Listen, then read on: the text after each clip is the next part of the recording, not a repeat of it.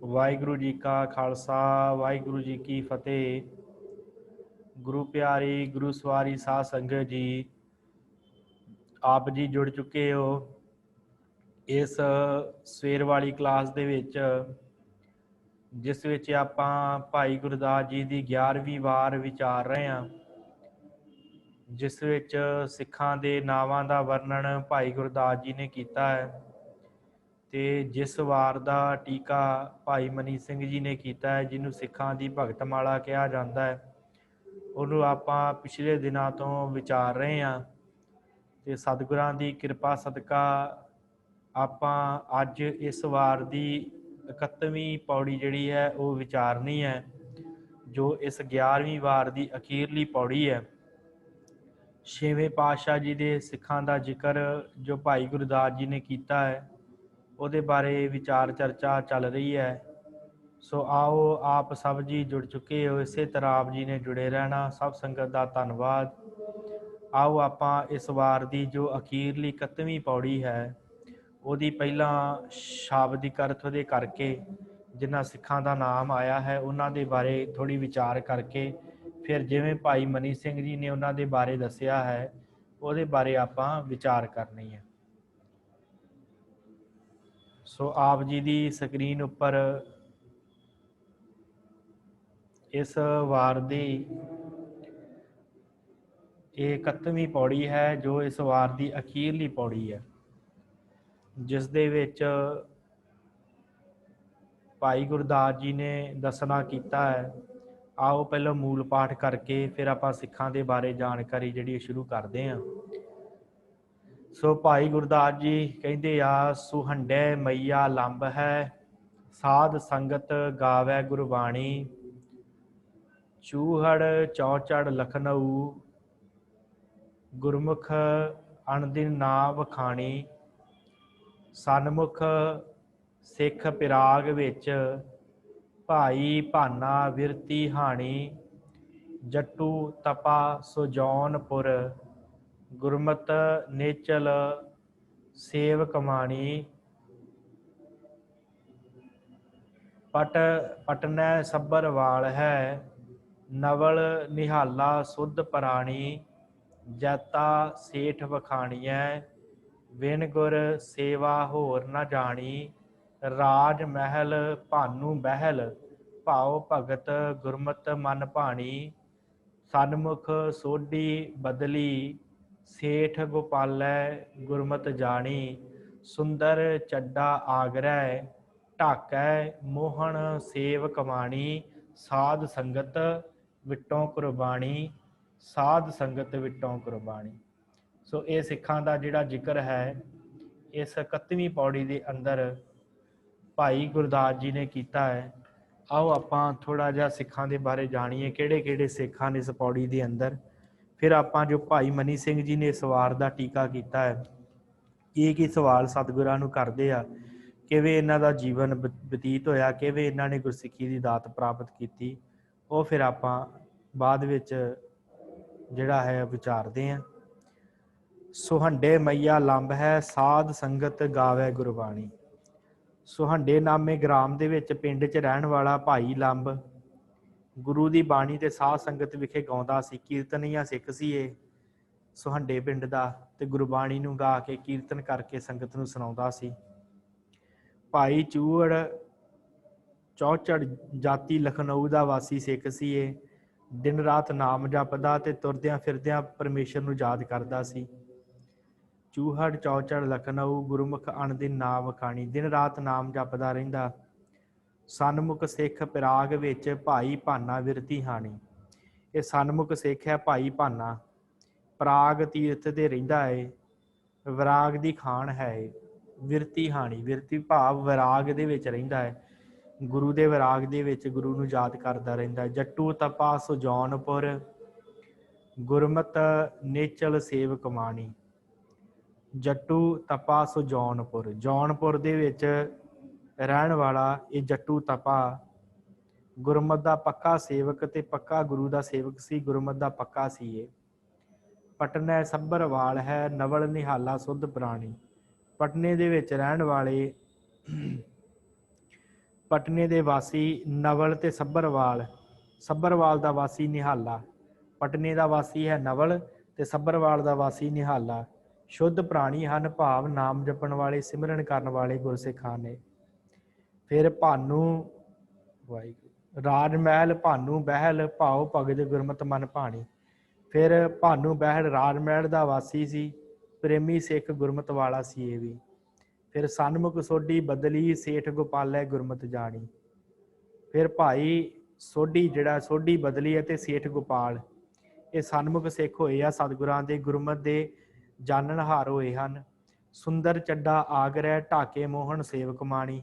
ਭਾਈ ਸੁੰਦਰ ਚੱਡਾ ਆਗਰੇ ਦਾ ਵਾਸੀ ਹੈ ਤੇ ਭਾਈ ਮੋਹਨ ਢਾਕੇ ਦਾ ਵਾਸੀ ਹੈ, ਬੰਗਾਲ ਦਾ। ਉੱਥੋਂ ਦੇ ਰਹਿਣ ਵਾਲੇ ਸਿੱਖ ਬੜੇ ਵਿਦਵਾਨ ਹਨ, ਸਤਿਗੁਰਾਂ ਦੀ ਸੇਵ ਕਮਾਉਣ ਵਾਲੇ ਹਨ। ਸਾਧ ਸੰਗਤ ਥੋਂ ਮੈਂ ਬਲਿਹਾਰੇ ਜਾਨਾ, ਸਾਧ ਸੰਗਤ ਵਿਟੋਂ ਕੁਰਬਾਨੀ।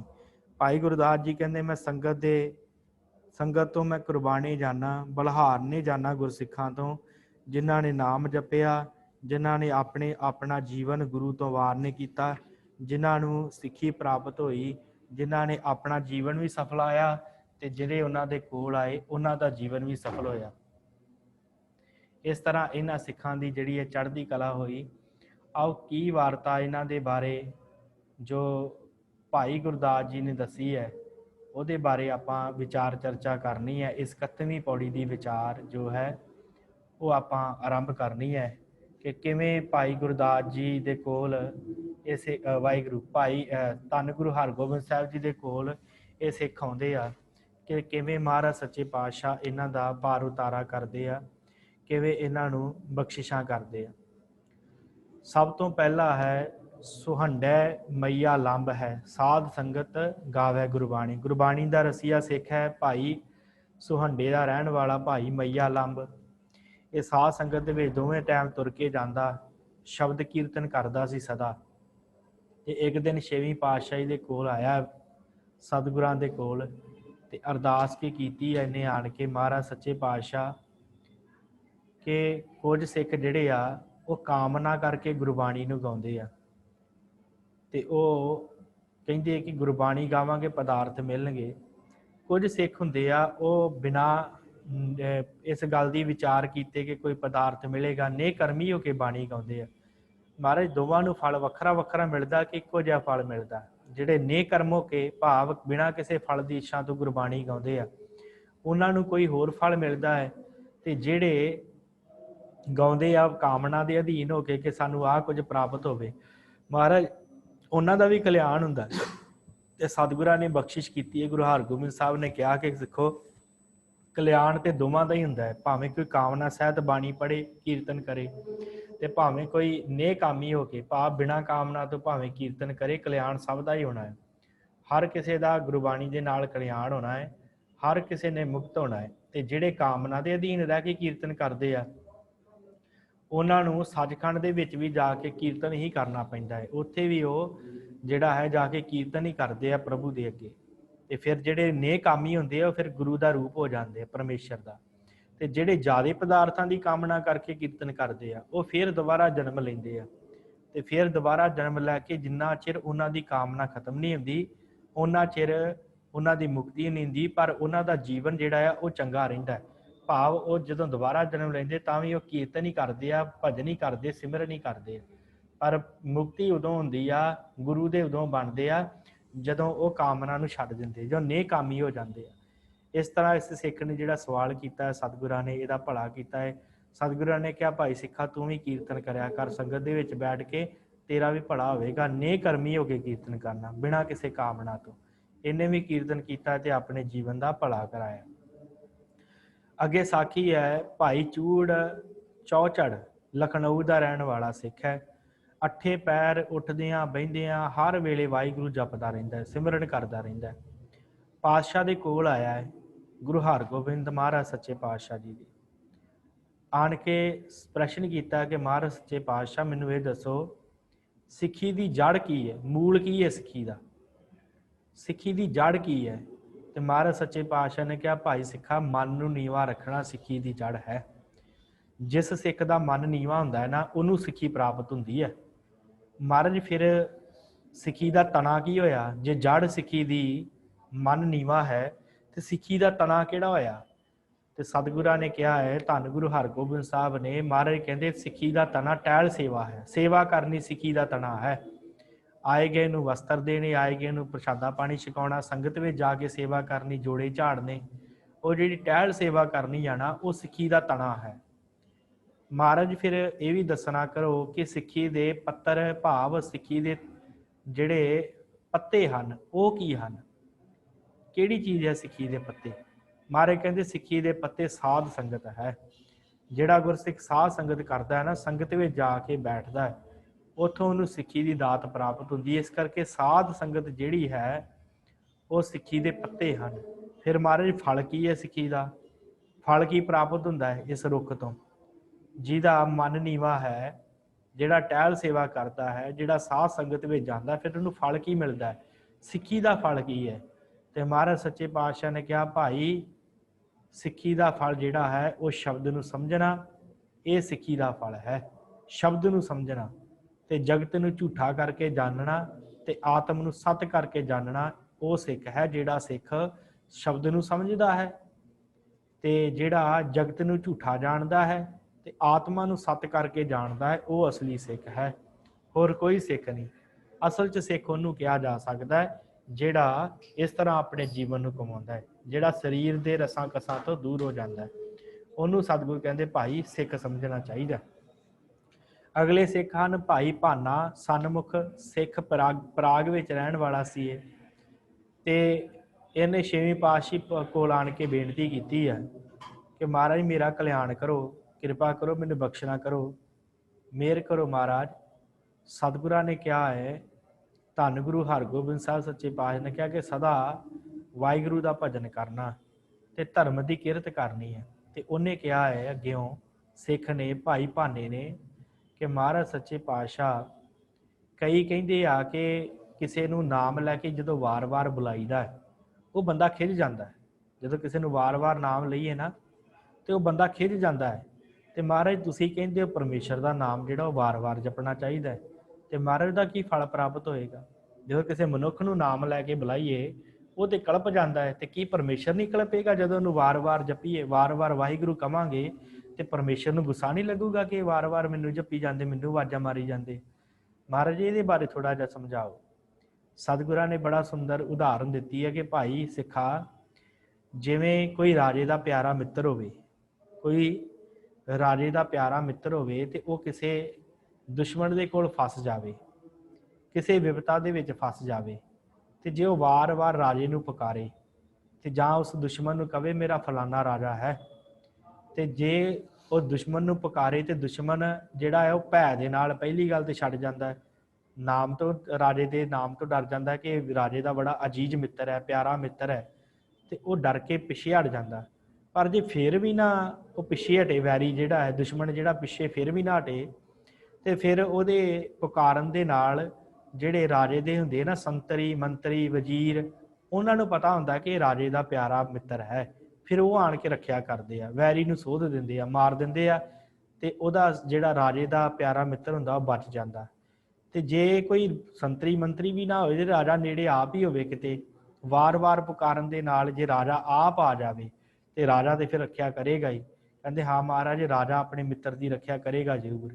ਤੇ ਸਤਿਗੁਰ ਕਹਿੰਦੇ ਆ ਕਿ ਸਿੱਖਾ, ਇਸੇ ਤਰ੍ਹਾਂ ਹੀ ਪਰਮੇਸ਼ਰ ਦਾ ਨਾਮ ਹੈ। ਜਿਹੜਾ ਪਰਮੇਸ਼ਰ ਦਾ ਪਿਆਰਾ ਹੁੰਦਾ ਹੈ ਨਾ, ਜਦੋਂ ਪਰਮੇਸ਼ਰ ਨੂੰ ਸਿਮਰਦਾ ਹੈ ਤੇ ਉਹਦੇ ਸਿਮਰਨ ਮਾਤਰ ਦੇ ਨਾਲ, ਸਿਮਰਨ ਦੇ ਨਾਲ ਹੀ ਜਿਹੜੇ ਕਈ ਵਿਕਾਰ ਉਹਦੇ ਦੂਰ ਹੋ ਜਾਂਦੇ ਆ, ਕਈ ਵਿਕਾਰ ਦੂਰ ਚਲੇ ਜਾਂਦੇ ਆ।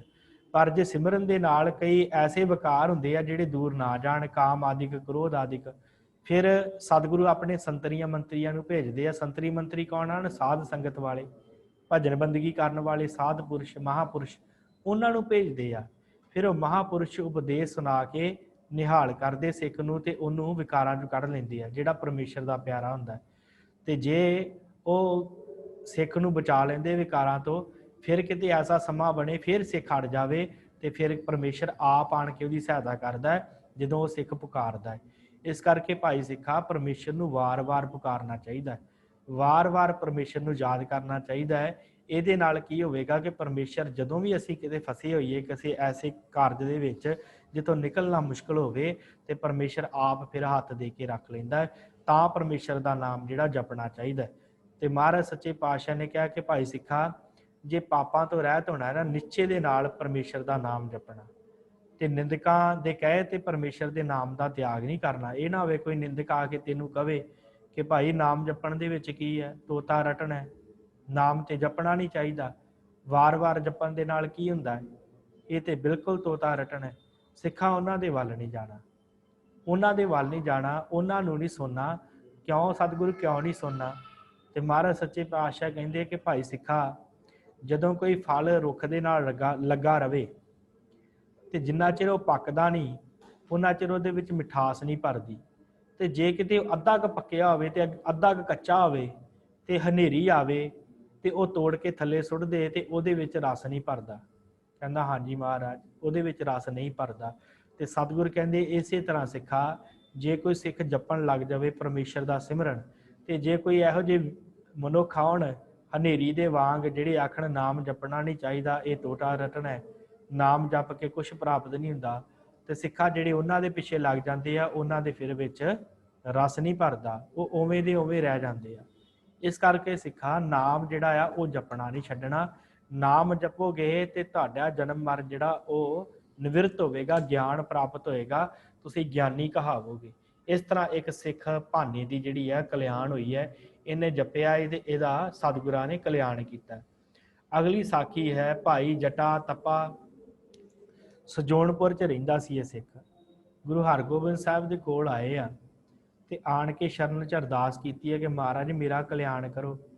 ਤੇ ਸਤਿਗੁਰਾਂ ਨੇ ਕਿਹਾ ਭਾਈ ਸਿੱਖਾ, ਸਾਂਤਕੀ ਤਪ ਕਰਨਾ ਹੈ। ਸਾਂਤਕੀ ਤਪ ਆਪਾਂ ਰਜੋ ਤਮੋ ਤੇ ਸਤੋਗੁਣ ਦੀ ਗੱਲ ਕੀਤੀ ਹੈ ਨਾ। ਸਤਿਗੁਰ ਕਹਿੰਦੇ ਸਤੋਗੁਣ ਅਪਣਾ ਕੇ ਤਪ ਕਰਨਾ ਹੈ ਤੇ ਪਰਮੇਸ਼ਰ ਦਾ ਨਾਮ ਸਿਮਰਨਾ ਹੈ, ਪਰਮੇਸ਼ਰ ਦਾ ਨਾਮ ਉਚਾਰਨ ਕਰਨਾ ਹੈ। ਤੇ ਇਹਨੇ ਕਿਹਾ ਹੈ ਕਿ ਮਹਾਰਾਜ ਸੱਚੇ ਪਾਤਸ਼ਾਹ, ਮੈਂ ਇਹ ਸੁਣਿਆ ਹੈ ਕਈ ਲੋਕ ਕਹਿੰਦੇ ਆ ਕਿ ਗਿਆਨ ਬਿਨਾਂ ਮਨੁੱਖ ਦੀ ਗਤੀ ਨਹੀਂ ਹੁੰਦੀ, ਗਿਆਨ ਤੋਂ ਬਿਨਾਂ ਮਨੁੱਖ ਦੀ ਗਤੀ ਨਹੀਂ ਹੁੰਦੀ। ਮਹਾਰਾਜ ਸੱਚੇ ਪਾਤਸ਼ਾਹ, ਇਹ ਜਿਹੜਾ ਗਿਆਨ ਹੈ ਇਹ ਕਿਵੇਂ ਪ੍ਰਾਪਤ ਹੁੰਦਾ, ਮੈਨੂੰ ਇਹ ਥੋੜਾ ਜਿਹਾ ਸਮਝਾਉਣਾ ਕਰੋ। ਤੇ ਸਤਿਗੁਰਾਂ ਨੇ ਬਚਨ ਕੀਤਾ ਹੈ ਕਿ ਭਾਈ ਸਿੱਖਾ, ਜਿਹੜਾ ਹੈ ਨਾ ਵਾਹਿਗੁਰੂ ਦਾ ਨਾਮ, ਇਹਦੇ ਵਿੱਚ ਚਾਰ ਦਰਵਾਜ਼ੇ ਹਨ। ਇਹਦੇ ਪਰਮੇਸ਼ਰ ਦੇ ਨਾਮ ਦੇ ਚਾਰ ਤਰ੍ਹਾਂ ਦੀ ਕਲਿਆਣ ਕਰਦਾ ਹੈ ਪਰਮੇਸ਼ਰ ਦਾ ਨਾਮ। ਮਹਾਰਾਜ ਕਿਸ ਤਰ੍ਹਾਂ? ਸਤਿਗੁਰ ਕਹਿੰਦੇ ਜਿਵੇਂ ਹਰਿਮੰਦਰ ਸਾਹਿਬ ਦੇ ਚਾਰ ਦਰਵਾਜ਼ੇ ਆ ਨਾ, ਜਿਹੜਾ ਜਿਸ ਦਰਵਾਜ਼ੇ ਥਾਣੀ ਆਉਂਦਾ ਉਹਦੀ ਕਲਿਆਣ ਹੁੰਦੀ ਹੈ। ਕਹਿੰਦਾ ਹਾਂਜੀ ਮਹਾਰਾਜ। ਸਤਿਗੁਰ ਕਹਿੰਦੇ ਇਸੇ ਤਰ੍ਹਾਂ ਨਾਮ ਦੇ ਵੀ ਚਾਰ ਦਰਵਾਜ਼ੇ ਹਨ। ਪਹਿਲਾ ਦਰਵਾਜ਼ਾ ਹੈ ਨਾਮ ਦਾ ਉਚਾਰਨ ਕਰਨ ਦਾ, ਤੇ ਉਹਨੂੰ ਉਚਾਰਨ ਕਰਨ ਦੇ ਨਾਲ ਪ੍ਰਥਮੇ ਕੀ ਹੁੰਦਾ, ਸਭ ਤੋਂ ਪਹਿਲਾਂ ਪਾਪਾਂ ਦਾ ਤਿਆਗ ਹੁੰਦਾ ਹੈ। ਮਨੁੱਖ ਦੇ ਜਿਹੜੇ ਮਾੜੇ ਕਰਮ ਹੁੰਦੇ ਆ ਨਾ, ਜਿਹੜੇ ਪਾਪ ਹੁੰਦੇ ਆ, ਉਹ ਖਤਮ ਹੁੰਦੇ ਸਭ ਤੋਂ ਪਹਿਲਾਂ। ਫਿਰ ਸਤਿਗੁਰੂ ਕਹਿੰਦੇ ਫਿਰ ਉਸ ਤੋਂ ਬਾਅਦ ਵੈਰਾਗ ਪ੍ਰਾਪਤ ਹੁੰਦਾ ਹੈ। ਜਦੋਂ ਪਾਪ ਖਤਮ ਹੋ ਜਾਂਦੇ ਆ ਫਿਰ ਵੈਰਾਗ ਪ੍ਰਾਪਤ ਹੁੰਦਾ ਹੈ ਤੇ ਮਨ ਇਕਾਗਰ ਹੋ ਜਾਂਦਾ ਹੈ। ਤੇ ਬਾਅਦ ਮਨ ਇਕਾਗਰ ਹੋ ਜਾਂਦਾ ਹੈ, ਫਿਰ ਯੋਗ ਫਲ ਪ੍ਰਾਪਤ ਹੁੰਦਾ ਹੈ, ਫਿਰ ਭਗਤੀ ਪ੍ਰਾਪਤ ਹੁੰਦੀ ਹੈ, ਤੇ ਫਿਰ ਮਨੁੱਖ ਦਾ ਕਲਿਆਣ ਹੁੰਦਾ ਹੈ। ਮਹਾਰਾਜ ਹੋਰ ਵੀ ਕੁਛ ਨਾਮ ਦੇ ਵਿੱਚ ਹੈ, ਤੇ ਸਤਿਗੁਰਾਂ ਨੇ ਕਿਹਾ ਹਾਂ ਭਾਈ ਨਾਮ ਦੇ ਵਿੱਚ ਹੋਰ ਵੀ ਬੜਾ ਕੁਛ ਹੈ। ਸਤਿਗੁਰੂ ਕਹਿੰਦੇ ਗੁਰਦੁਆਰੇ ਤੁਰ ਕੇ ਜਾਣ ਦਾ, ਜਿਹੜਾ ਚਰਨ ਸੰਗਤ ਵਿੱਚ ਜਾਣ ਦਾ ਫਲ ਹੈ ਅਸੁਮੇਧ ਜਗ, ਜਿਹੜਾ ਸਭ ਤੋਂ ਵੱਡਾ ਜਗ ਹੁੰਦਾ ਹੈ। ਸਤਿਗੁਰੂ ਕਹਿੰਦੇ ਸਭ ਤੋਂ ਵੱਡੇ ਜਗ ਦਾ ਫਲ ਜਿਹੜਾ ਆ ਉਹ ਸਾਧ ਸੰਗਤ ਵਿੱਚ ਤੁਰ ਕੇ ਜਾਣ ਦੇ ਨਾਲ ਪ੍ਰਾਪਤ ਹੁੰਦਾ ਹੈ। ਫਿਰ ਸਤਿਗੁਰੂ ਸੱਚੇ ਪਾਤਸ਼ਾਹ ਕਹਿੰਦੇ ਅਗਲਾ ਹੈ ਉਪਾਸ਼ਨਾ, ਤੇ ਜਿਹੜੇ ਪਰਮੇਸ਼ਰ ਦੇ ਬਚਨਾਂ ਨੂੰ ਮੰਨਣਾ, ਸੁਣਨਾ, ਮਨ ਨੀਵਾ ਕਰਕੇ, ਇਹ ਪਰਮੇਸ਼ਰ ਦੀ ਉਪਾਸ਼ਨਾ ਹੁੰਦੀ ਹੈ। ਤੇ ਅੰਮ੍ਰਿਤ ਵੇਲੇ ਜਾ ਕੇ ਤੇ ਪਰਮੇਸ਼ਰ ਦਾ ਨਾਮ ਸਿਮਰਨ ਕਰਨਾ, ਇਹਨੂੰ ਸਾਂਤਕੀ ਤਪ ਕਹਿੰਦੇ ਆ, ਬਿਨਾਂ ਕਿਸੇ ਇੱਛਾ ਤੋਂ। ਇਹ ਸਾਂਤਕੀ ਤਪ ਕਰੋ, ਨਾਮ ਜਪੋ ਤੇ ਤੁਹਾਡਾ ਕਲਿਆਣ ਹੋਵੇਗਾ। ਤੇ ਮਹਾਰਾਜ ਕਹਿੰਦੇ ਫਿਰ ਜਦੋਂ ਮਨੁੱਖ ਨਾਮ ਜਪਦਾ ਹੈ ਤੇ ਇੰਨੇ ਕਰਮ ਕਰਦਾ, ਫਿਰ ਉਹਨੂੰ ਗਿਆਨ ਪ੍ਰਾਪਤ ਹੁੰਦਾ। ਜਿਹੜੀ ਤੂੰ ਕਈ ਗੱਲ ਕਹੀ ਹੈ ਨਾ ਕਿ ਗਿਆਨ ਸਤਿਗੁਰੂ ਕਿਵੇਂ ਪ੍ਰਾਪਤ ਹੋਵੇ, ਸਤਿਗੁਰੂ ਕਹਿੰਦੇ ਫਿਰ ਗਿਆਨ ਪ੍ਰਾਪਤ ਹੁੰਦਾ ਹੈ। ਫਿਰ ਕਿਹੜਾ ਗਿਆਨ ਸਤਿਗੁਰੂ ਪ੍ਰਾਪਤ ਹੁੰਦਾ ਹੈ, ਮੈਨੂੰ ਇਹ ਵੀ ਦੱਸੋ। ਤੇ ਸਤਿਗੁਰਾਂ ਨੇ ਕਿਹਾ ਕਿ ਸਿੱਖਾ, ਜਿਹੜਾ ਗਿਆਨ ਹੈ ਨਾ ਉਹ ਇਹ ਪ੍ਰਾਪਤ ਹੁੰਦਾ ਹੈ ਕਿ ਮੈਂ ਦੇਹ ਨਹੀਂ ਹਾਂ, ਮੈਂ ਸਰੀਰ ਨਹੀਂ ਹਾਂ, ਮੈਂ ਆਤਮਾ ਹਾਂ, ਤੇ ਇੱਕ ਨਾ ਇੱਕ ਦਿਨ ਮੈਂ ਸਰੀਰ ਛੱਡ ਦੇਣਾ ਹੈ। ਇਹ ਗਿਆਨ ਪ੍ਰਾਪਤ ਹੁੰਦਾ ਹੈ। ਤੇ ਜਦੋਂ ਇਹ ਗਿਆਨ ਪ੍ਰਾਪਤ ਹੁੰਦਾ ਹੈ, ਜਦੋਂ ਸਰੀਰ ਨਸ਼ਟ ਹੋ ਜਾਂਦਾ ਹੈ, ਭਾਵ ਸਰੀਰ ਜਿਹੜਾ ਹੈ ਆਪਣੇ ਆਪ ਦੇ ਵਿੱਚ ਸਿੱਖ ਨਸ਼ਟ ਕਰ ਦਿੰਦਾ ਹੈ ਕਿ ਸਰੀਰ ਮੈਂ ਨਹੀਂ ਹਾਂ, ਫਿਰ ਅਸਲੀ ਗਿਆਨ ਨੂੰ ਪਰਮੇਸ਼ਰ ਦਾ ਉਪਜਦਾ ਹੈ। ਫਿਰ ਉਹ ਨਾਮ ਜਪਦਾ ਹੈ ਤੇ ਫਿਰ ਉਹ ਪਰਮੇਸ਼ਰ ਦੇ ਵਿੱਚ ਲੀਡਤਾ ਪ੍ਰਾਪਤ ਕਰਦਾ ਹੈ। ਇਸ ਤਰ੍ਹਾਂ ਗੁਰਸਿੱਖਾ ਜਿਹੜੇ ਸਿੱਖ ਹੁੰਦੇ ਆ ਉਹ ਨਾਮ ਜਪ ਕੇ ਗਿਆਨ ਪ੍ਰਾਪਤ ਕਰਕੇ, ਕੋਰਾ ਗਿਆਨ ਨਹੀਂ, ਆਪਣੇ ਆਪੇ ਦਾ ਗਿਆਨ ਪ੍ਰਾਪਤ ਕਰਕੇ ਜੀਵਨ ਮੁਕਤ ਹੁੰਦੇ ਆ। ਇਸ ਤਰ੍ਹਾਂ ਇਸ ਸਿੱਖ ਦੀ ਕਲਿਆਣ ਹੋਈ ਆ। ਫਿਰ ਅਗਲੇ ਸਿੱਖ ਹਨ ਭਾਈ ਨਵਲਾ ਤੇ ਭਾਈ ਨਿਹਾਲਾ। ਪਟਨੇ ਦੇ ਰਹਿਣ ਵਾਲੇ ਸਨ ਤੇ ਸੱਚ ਬੋਲਦੇ ਸਨ, ਸੱਚ ਕਮਾਉਂਦੇ ਸਨ, ਝੂਠ ਇਹਨਾਂ ਕਦੇ ਨਹੀਂ ਬੋਲਿਆ। ਤੇ ਜੋ ਵੀ ਸਿੱਖ ਆਉਂਦਾ ਸੀ ਉਹਦੀ ਸੇਵਾ ਕਰਦੇ ਸਨ, ਭਜਨ ਕਰਦੇ ਸਨ, ਸਿਮਰਨ ਕਰਦੇ ਸਨ। ਇੱਕ ਦਿਨ ਛੇਵੀਂ ਪਾਤਸ਼ਾਹੀ ਗੁਰੂ ਹਰਗੋਬਿੰਦ ਸਾਹਿਬ ਦੇ ਪਾਸ ਆ ਕੇ ਪੁੱਛਿਆ ਹੈ ਕਿ ਮਹਾਰਾਜ ਜੀ ਕੀ ਕਰਮ ਹਨ। ਵਾਹਿਗੁਰੂ ਆਣ ਕੇ ਪੁੱਛਿਆ ਹੈ ਕਿ ਮਹਾਰਾਜ ਇਹੋ ਜਿਹਾ ਕੋਈ ਕਰਮ ਦੱਸੋ ਜਿਹਦੇ ਕਰਨ ਦੇ ਨਾਲ ਕੋਈ ਕਰਮ ਪਿੱਛੇ ਬਾਕੀ ਰਹਿ ਹੀ ਨਾ ਜਾਵੇ। ਕੋਈ ਐਸਾ ਕਰਮ ਦੱਸੋ ਸਭ ਤੋਂ ਵੱਡਾ ਕਿ ਜਿਹਦੇ ਕਰਨ ਦੇ ਨਾਲ ਕੋਈ ਪਿੱਛੇ ਹੋਰ ਕਰਮ ਕਰਨ ਦੀ ਲੋੜ ਹੀ ਨਾ ਪਵੇ। ਤੇ ਸਤਿਗੁਰਾਂ ਨੇ ਬਚਨ ਕੀਤਾ, ਭਾਈ ਨਾਮ ਦੀ ਉਪਾਸਨਾ ਕਰੋ, ਨਾਮ ਦ੍ਰਿੜ ਕਰੋ, ਨਾਮ ਜਪੋ, ਨਾਮ ਤੋਂ ਵੱਡੀ ਕੋਈ ਉਪਾਸਨਾ ਨਹੀਂ ਹੈ। ਤੇ ਇਹਨਾਂ ਨੇ ਕਿਹਾ ਹੈ ਕਿ ਮਹਾਰਾਜ ਸੱਚੇ ਪਾਤਸ਼ਾਹ ਕਿ ਨਾਮ ਜਿਹੜੀ ਨਾਮ ਦੀ ਉਪਾਸਨਾ ਤੇ ਦਵੈਤ ਹੁੰਦੀ ਹੈ। ਦਵੈਤ ਭਾਵ ਹੁੰਦਾ ਹੈ ਜਿਵੇਂ ਇੱਕ ਮਨੁੱਖ ਹੈ ਤੇ ਇੱਕ ਜਿਹਦੀ ਪੂਜਾ ਕਰਨੀ ਹੈ, ਜਿਹਦਾ ਨਾਮ ਜਪਣਾ ਹੈ। ਮਹਾਰਾਜ ਉਹ ਤੇ ਫਿਰ ਦੋ ਹੋ ਗਏ, ਇੱਕ ਅਸੀਂ ਹੋ ਗਏ ਤੇ ਇੱਕ ਜਿਹਦਾ ਅਸੀਂ ਨਾਮ ਜਪਣਾ, ਇਹ ਤੇ ਦਵੈਤ ਹੋ ਗਿਆ। ਪਰ ਇੱਕ ਪਰਮੇਸ਼ਰ ਦੀ ਉਪਾਸਨਾ ਵੀ ਦਵੈਤ ਦੇ ਵਿੱਚ ਹੀ ਆ ਜਾਂਦੀ ਹੈ। ਤੇ ਮਹਾਰਾਜ ਜੀ ਥੋੜਾ ਜਿਹਾ ਸਮਝਾਉਣਾ ਕਰੋ ਕਿ ਜਦੋਂ ਪਰਮੇਸ਼ਰ ਦਾ ਨਾਮ ਜਪਣਾ ਹੈ, ਉਹਦੀ ਉਪਾਸਨਾ ਕਰਨੀ ਹੈ, ਤੇ ਗਿਆਨੀ ਬਣ ਕੇ ਨਹੀਂ ਉਪਾਸਨਾ ਕੀਤੀ ਜਾ ਸਕਦੀ। ਕਿਉਂਕਿ ਜਿਹਨੂੰ ਗਿਆਨ ਹੋ ਜਾਂਦਾ ਉਹ ਜਾਣ ਲੈਂਦਾ ਕਿ ਮੈਂ ਹੀ ਬ੍ਰਹਮ ਆ, ਮੈਂ ਹੀ ਪਰਮੇਸ਼ਰ ਆ, ਜਦੋਂ ਮੇਰੇ ਵਿੱਚ ਰੱਬ ਹੈ ਤੇ ਮੈਂ ਹੀ ਰੱਬ ਆ, ਉਹ ਫਿਰ ਜਾਣ ਲੈਂਦਾ ਹੈ। ਤੇ ਮਹਾਰਾਜ ਸੱਚੇ ਪਾਤਸ਼ਾਹ ਸਾਨੂੰ ਇਹ ਦੱਸੋ ਕਿ ਕੀ ਗਿਆਨ ਦੇ ਨਾਲ ਪ੍ਰਾਪਤੀ ਨਹੀਂ ਹੈ? ਗਿਆਨ ਦੇ ਧਾਰਨੀ ਹੋਣ ਦੇ ਨਾਲ ਬ੍ਰਹਮ ਦਾ ਗਿਆਨ ਨਹੀਂ ਆ ਜਾਂਦਾ? ਤੇ ਮਹਾਰਾਜ ਸੱਚੇ ਪਾਤਸ਼ਾਹ ਨੇ ਕਿਹਾ ਕਿ ਭਾਈ ਸਿੱਖੋ 4 ਪ੍ਰਕਾਰ ਦੀ ਭਗਤੀ ਹੁੰਦੀ ਹੈ। ਜਿਹੜੀ ਭਗਤੀ ਹੈ ਉਹ 4 ਪ੍ਰਕਾਰ ਦੀ ਹੁੰਦੀ ਹੈ। ਖੋਟਾ ਗਿਆਨ ਕੁਛ ਨਹੀਂ ਕਰਦਾ। ਮਹਾਰਾਜ ਕਿਹੜੀ ਕਿਹੜੀ ਭਗਤੀ ਹੈ ਸਮਝਾਉਣਾ ਕਰੋ। ਤੇ ਸਤਿਗੁਰਾਂ ਨੇ ਕਿਹਾ ਪਹਿਲੀ ਹੁੰਦੀ ਕਾਮੀ ਭਗਤੀ। ਜਿਹੜੇ ਕਾਮਨਾ ਲੈ ਕੇ ਸਤਿਗੁਰਾਂ ਦੇ ਕੋਲ ਆਣ ਕੇ ਭਗਤੀ ਕਰਦੇ ਨਾ, ਸਿਮਰਨ ਕਰਦੇ ਆ ਕਿ ਮੈਨੂੰ ਫਲਾਨੀ ਦਾਤ ਪ੍ਰਾਪਤ ਹੋ ਜੇ, ਮੈਨੂੰ ਉਹ ਦਾਤ ਪ੍ਰਾਪਤ ਹੋ ਜੇ, ਉਹ ਦਾਤ ਪ੍ਰਾਪਤ ਹੋ ਜੇ।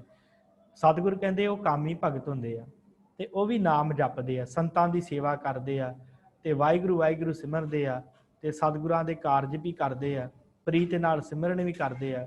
ਉਹਨਾਂ ਦੀ ਵੀ ਬਣ ਆਉਂਦੀ ਆ, ਉਹਨਾਂ ਨੂੰ ਵੀ ਜੀਵਨ ਮੁਕਤੀ ਪ੍ਰਾਪਤ ਹੁੰਦੀ ਆ।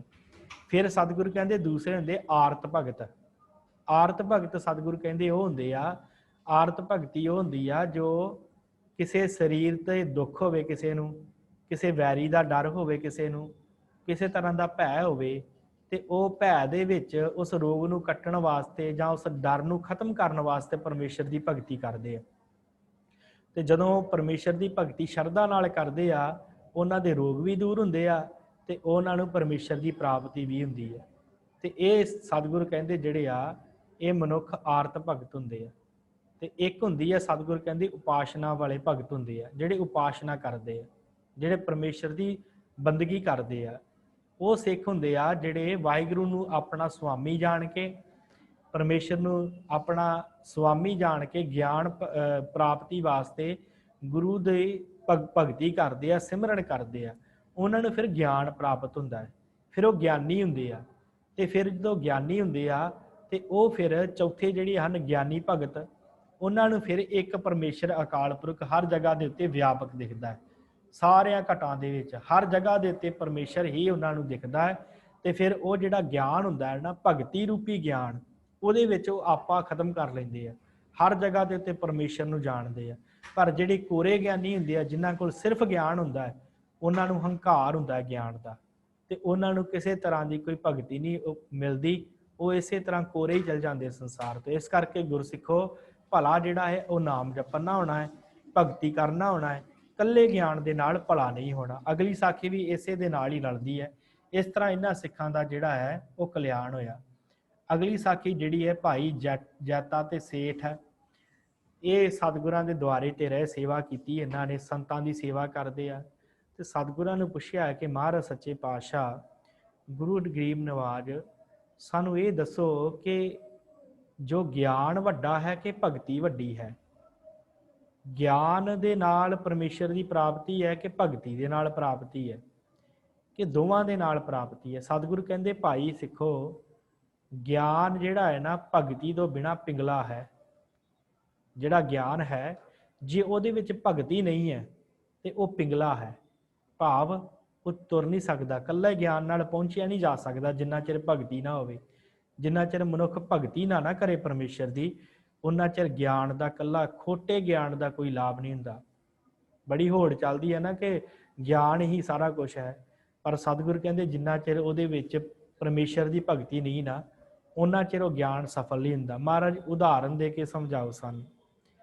सतगुरां ने कहा है, धन गुरु हरगोबिंद साहब महाराज सच्चे पातशाह ने कहते तुहानूं पता है जिहड़ा घिओ हुंदा है वो शरीर नूं बड़ा ताकतवर करता है। कहते हाँ जी महाराज, शरीर नूं बड़ा ताकतवर करता है। महाराज कहते जे कोई सब्जी दे विच घिओ पा के, दाल च घिओ पा के छके, जां कोई मिठा मिला के कोई मिश्री दे विच घिओ पा के छके ते उहनूं ताकत प्राप्त हुंदी है। कहते हाँ जी महाराज प्राप्त हुंदी है। पर जे कोई सीधा ही घड़ा घिओ का मूँह नूं ला ले, झीक भर के ते सारा घिओ पी ले, तो की उहनूं ताकत प्राप्त होगी? सिख कहते नहीं महाराज, उहदा ते पेट दुखन लग जाएगा, उहनूं ते दस्त लग जाणगे, उहदा बुरा हाल हो जाएगा, उहदा ढिड जिहड़ा है वो गुड़ गुड़ कर लग पाएगा, वो तां बहुत उहदा हालात बहुत माड़े हो जाणगे। ते सतगुर कहते भाई इस तरह है, जिहड़ा मनुख कल्ला ज्ञान छक लैंदा है ना, जिहड़ा कल्ला ज्ञानी बनदा अपने आप दे विच, जिन्हों कोरा ज्ञान है, सतगुर कहते वो मनुख इस तरह का हुंदा जिन्हें कल्ला घिओ पीता होवे। ते जिहड़ी भगती हुंदी आ वो उस खाने दे वांगू है, उस सब्जी दे वांगू जिच घिओ पा के खाधा जाता है, जां उस मिश्री दे वांगू आ जिहदे विच घिओ रला के खाधा जाता है।